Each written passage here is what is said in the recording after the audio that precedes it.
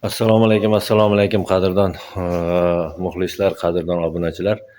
Men sizlarga bugungi videomda bitta kvartirani stejkasini qo'yib, hamda gipsokardon zashyot qilayotgan joyini sizga kichkinagina video chaqib ko'rsatib o'taman aziz do'stlar.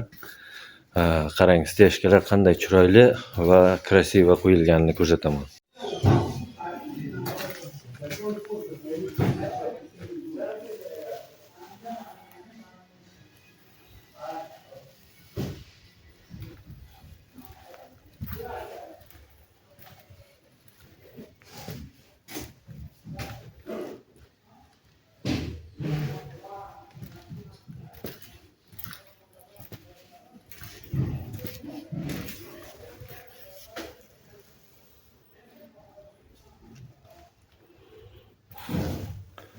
Mana aziz do'stlar, stejkalar qo'yilgan. Vanna, dushovoy bo'ladi. Xullas, mana shunaqa ishlar ko'p bo'ladi endi bu yoq.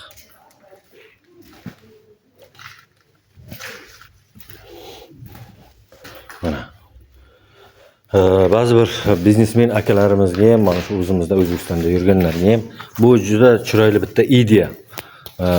Agar stansiyasini olib, mana shunday stejka qilsangiz ham bitta biznes reja, biznes soha. Stansiyasi ko'rinamikan? Xo'sh. Ana stansiyada.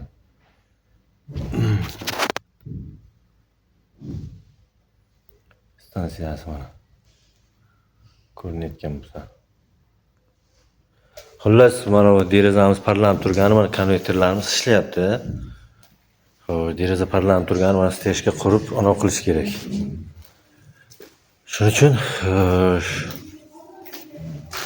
hozir sizlarga bitta kvartirani o'zi gips zashyot qilayotgan joyini ko'rsataman.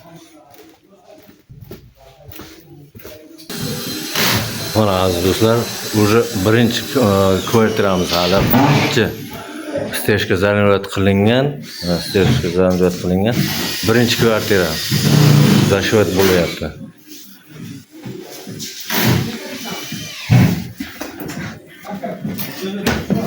А ты что, пришел потолки делать? Нет.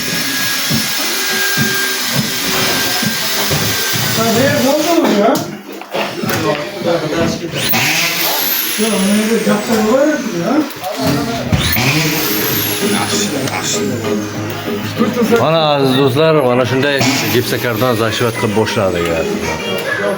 Mana birinchi kvartira hali. Samarqandlik ustalar.